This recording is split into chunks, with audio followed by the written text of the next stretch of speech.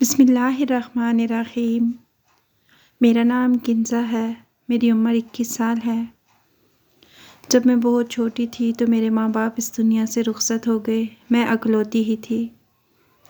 میرے چچا نے میری پرورش کا ذمہ لیا، پہل تو میرا بہت خیال کرتے، میری ہر ضرورت پوری کرتے، مگر پھر آہستہ آہستہ ان کا پیار میرے لیے کم ہو گیا، میں ان کے لیے بوجھ بن گئی۔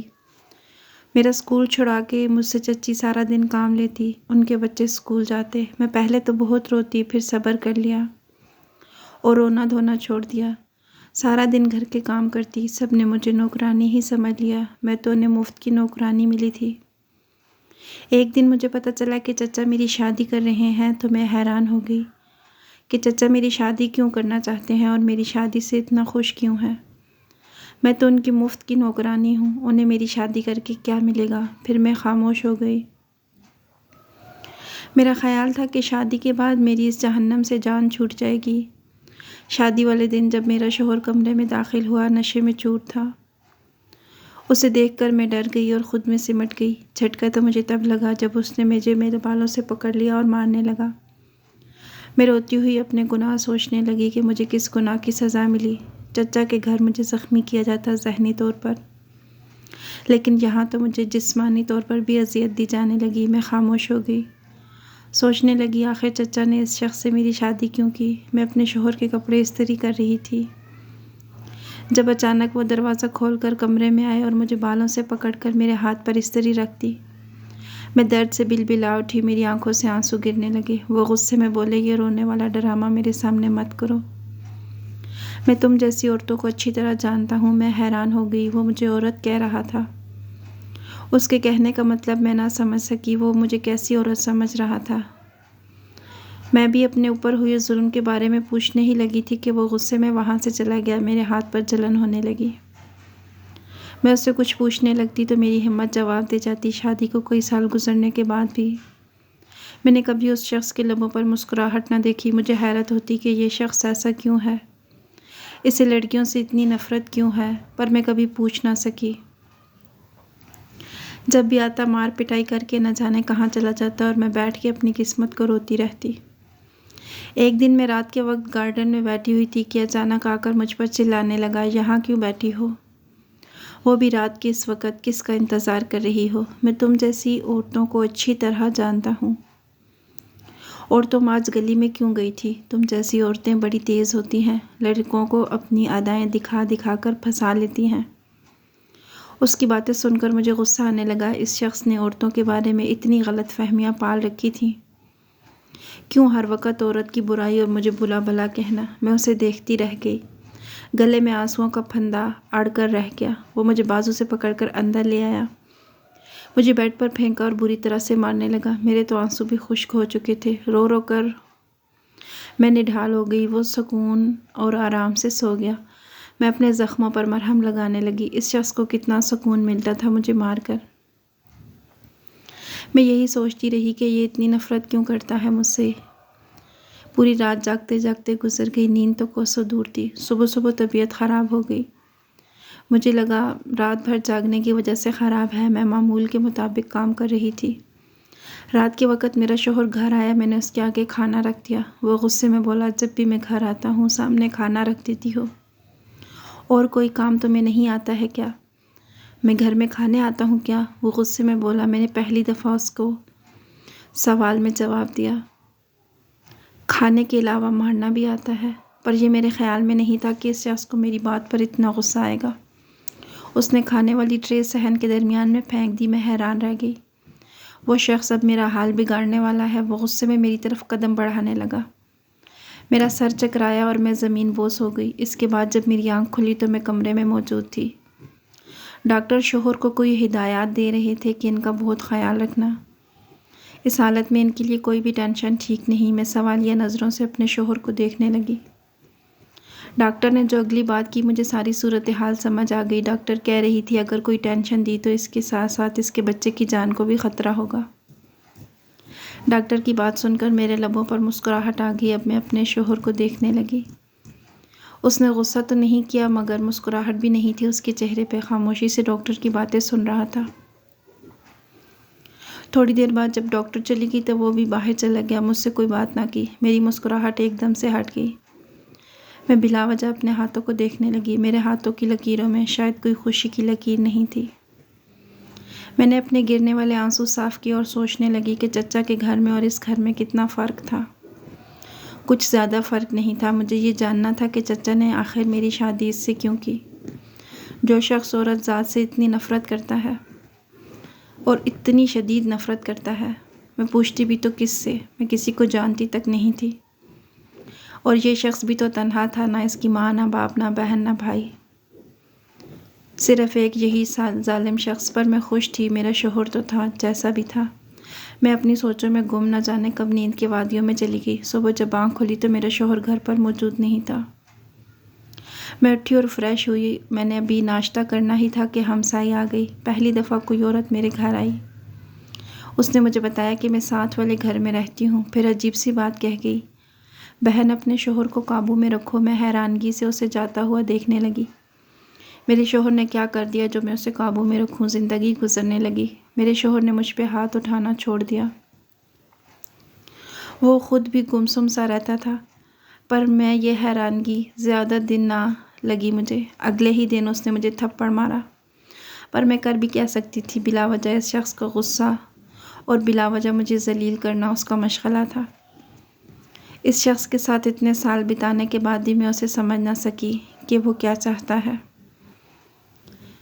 میں رات کے وقت گارڈن میں ٹہل رہی تھی۔ ابھی تک میرے شوہر گھر نہیں پہنچے تھے۔ مجھے نیند آنے لگی۔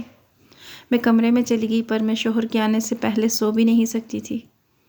ویسے ہی بیٹھ کر اپنی گزری زندگی کے بارے میں سوچنے لگی۔ مجھے تو یاد بھی نہ آیا کہ میں کب کھل کر مسکرائی تھی۔ اچانک سے دروازہ کھلا۔ مجھے لگا کہ میرے شوہر آ گئے ہیں۔ میں بمشکل بیڈ سے اٹھی، مگر سامنے کسی انجان شخص کو دیکھ کر میرے پاؤں تلے سے زمین نکل گئی۔ میں نے ڈر کر کمرے کی ساری لائٹس آن کر دیں۔ وہ پہلے تو مجھے غصے میں دیکھتا رہا۔ اس کی آنکھیں لال سرخ تھیں۔ اچانک اس کا غصہ غائب ہونے لگا اور وہ کمرے سے باہر نکلا۔ میں بھی اس کے پیچھے گئی۔ وہ وہاں بنا رکے ہی چلا گیا۔ اسی دوران میرا شوہر گھر آ گیا۔ اس سے پہلے کہ میں کچھ پوچھتی، وہ مجھ سے پوچھنے لگا یہ کون تھا؟ اس کے چلا کر پوچھنے پر مجھے اپنی جان جاتی ہوئی محسوس ہوئی۔ میں نے نفی میں سر ہلا کر کہا میں نہیں جانتی، مگر اس شخص نے اتنی زور سے تھپڑ رسید کیا کہ میری آنکھوں کے سامنے اندھیرا چھا گیا۔ وہ چلا چلا کر مجھے برا بھلا کہنے لگا۔ شاید وہ ہوش میں نہیں تھا۔ وہ مجھے بری طرح مارنے لگا۔ کہنے لگا تم جیسی لڑکیوں کے نہ جانے کتنے یار ہوتے ہیں، اور نہ جانے کس کس سے چکر چلایا ہوگا تم نے۔ اس نے مجھے بازو سے پکڑ کر گھر سے باہر نکال دیا اور غصے میں کہا کہ اس گھر کے دروازے ہمیشہ کے لیے تمہارے لیے بند ہیں۔ جہاں مرضی ہے چلی جاؤ۔ میں کہاں جاؤں گی؟ میں نے پوچھا۔ کہنے لگا اپنے اسی یار کے پاس جاؤ گی۔ یہ کہہ کر اس نے دروازہ میرے منہ پر بند کر دیا۔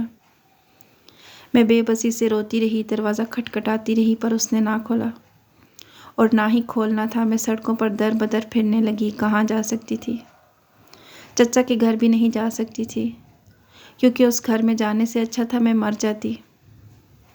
میں اپنے ساتھ ساتھ ایک ننھی سی جان کو نہیں مارنا چاہتی تھی۔ پھر ایک رات وہ ننھی سی جان اس دنیا میں آ گئی۔ میں اپنا اور اس کا پیٹ پالنے کے لیے سارا دن لوگوں کے آگے ہاتھ پھیلا کر بھیک مانگتی، لوگوں کی ٹھوکریں کھاتی۔ میرا بیٹا سارا دن روتا اور میں اسے دیکھ کر روز جیتی اور مرتی۔ مجھے اپنی سانس بوجھ لگنے لگی۔ میں نے اپنے بیٹے کو سینوں سے لگایا اور سڑکوں پر پھرتی اور اس شخص کو بددعائیں دیتی۔ نہ جانے وہ کون تھا جو مجھے برباد کر گیا تھا۔ مجھے اپنا شوہر یاد آیا جس کے ساتھ میں ایک چھت تلے محفوظ تو تھی۔ بہت زوروں کی بارش ہونے لگی۔ سارے لوگ کہیں نہ کہیں اپنے گھروں کی طرف جانے لگے۔ میرا بیٹا سردی سے بری طرح کانپنے لگا۔ میں اسے سینے سے لگائے بارش سے بچانے کی کوشش کر رہی تھی۔ میرے بیٹے کو بخار ہونے لگا۔ میں اسے چوم رہی تھی کہ اچانک کوئی میرے سامنے آ کر بیٹھ گیا۔ میں نے نگاہیں اٹھا کر سامنے بیٹھے شخص کو نفرت بھری نظر سے دیکھا۔ میرے تن بدن میں آگ لگ گئی۔ وہ مجھے بڑے آرام سے کہنے لگا اٹھو میرے ساتھ چلو۔ اس نے میرے ہاتھ سے میرے بیٹے کو پکڑ لیا۔ میں نے غصے میں کہا تم کون ہو اور میں کیوں چلوں تمہارے ساتھ؟ میں نے اس سے اپنا بیٹا چھین لیا۔ وہ کہنے لگا بعد میں جھگڑ لینا، تمہارے بیٹے کو بخار ہے، اگر اس کی زندگی چاہتی ہو تو اٹھو یہاں سے چلو میرے ساتھ۔ میں نے اپنے روتے بلکتے بیٹے کو دیکھا اور اس کے ساتھ چل پڑی۔ وہ مجھے اپنے گھر لے آیا۔ وہ گھر کم اور محل زیادہ لگ رہا تھا۔ میں نے حیرانگی سے اس کی طرف دیکھا اور غصے میں اس سے کہا، کیوں مجھے برباد کیا؟ کیا بگاڑا تھا میں نے تمہارا؟ تم نے مجھے برباد کیا ہے۔ خوشیاں تو میرے پاس پہلے بھی نہیں تھی، پر تم نے مجھے کہیں کا نہیں چھوڑا۔ ایسا کیوں کیا؟ میں نے اس کا گریبان پکڑا اور پوچھنے لگی، مگر وہ آرام سے وہاں سے چلا گیا۔ تھوڑی دیر بعد آ کر مجھے کپڑے دیے اور کہا، اپنے بیٹے کے بھی کپڑے بدل لو، اپنے بھی بدل لو۔ یہ کہہ کر رکا نہیں، چلا گیا۔ میں نے کپڑے چینج کیے اور اپنے بیٹے کو سلانے لگی۔ تھوڑی دیر کے بعد وہ آیا اور کہنے لگا، میرا نام کاشان ہے۔ میں نے غصے میں کہا، میں آپ کے نام کا کیا کروں؟ آپ میرے ساتھ آئیں اور میرے شوہر کو بتائیں کہ ہمارے درمیان ایسا کچھ نہیں ہے۔ میں اس کا ہاتھ پکڑے باہر کی طرف جانے لگی، مگر وہ وہیں کھڑا رہا اور بولا، تمہارا شوہر اس دنیا میں نہیں، وہ خودکشی کر چکا ہے۔ وہ بہت آرام سے بتانے لگا۔ میں نے کہا، تم جھوٹ بول رہے ہو۔ میں نے اس کے منہ پر تھپڑ رسید کر دیا۔ وہ کچھ نہ بولا۔ مجھے کہنے لگا، تم بھی شادی کر لو۔ اس کی بات سن کر مجھے غصہ آ گیا۔ میں نے کہا، تم کون ہوتے ہو میری زندگی کا فیصلہ کرنے والے؟ تم نے میری زندگی برباد کی ہے، میں تمہیں کبھی معاف نہیں کروں گی۔ میں نے نہ جانے کھڑے کھڑے اسے کتنی باتیں سنا دیں۔ مجھے حیرانگی ہوئی کہ وہ شخص اپنے آنسو چھپاتا ہوا وہاں سے چلا گیا۔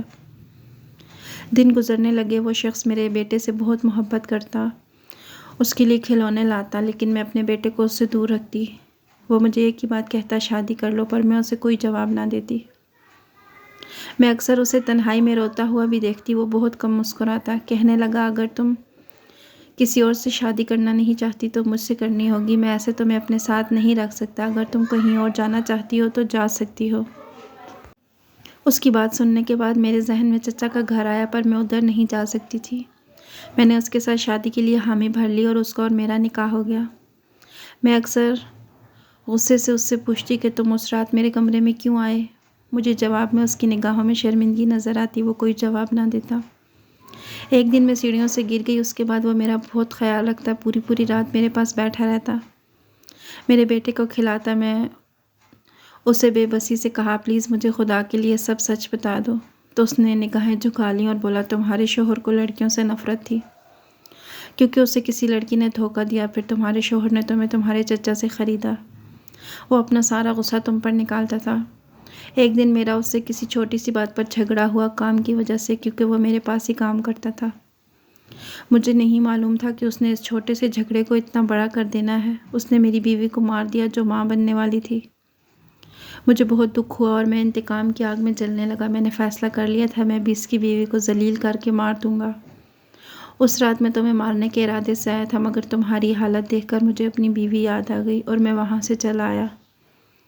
میں نہیں جانتا تھا کہ وہ اتنا شک کرے گا۔ اس کے بعد میں غریبوں کی مدد کرتا۔ میں اکثر تمہیں دیکھتا اور سوچتا کہ کہیں دیکھا تھا، پھر مجھے یاد آیا اور معلوم کرنے پر یہی پتہ چلا کہ تمہارا یہ حال میری وجہ سے ہوا ہے۔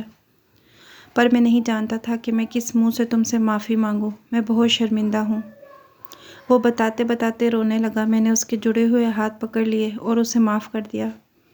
اس کے بعد میری زندگی میں خوشیاں آ گئیں۔ میں نے اپنے رب کو شکر ادا کیا کہ اتنے غم سہنے کے بعد مجھے خوشیاں ملیں اور ہم خوشی خوشی رہنے لگے۔ آپ کو ویڈیو پسند آئی تو لائک کیجیے گا۔ مزید ایسی اچھی ویڈیوز دیکھنے کے لیے ہمارے چینل کو سبسکرائب کیجیے گا۔ اگلی ویڈیو تک کے لیے اللہ حافظ۔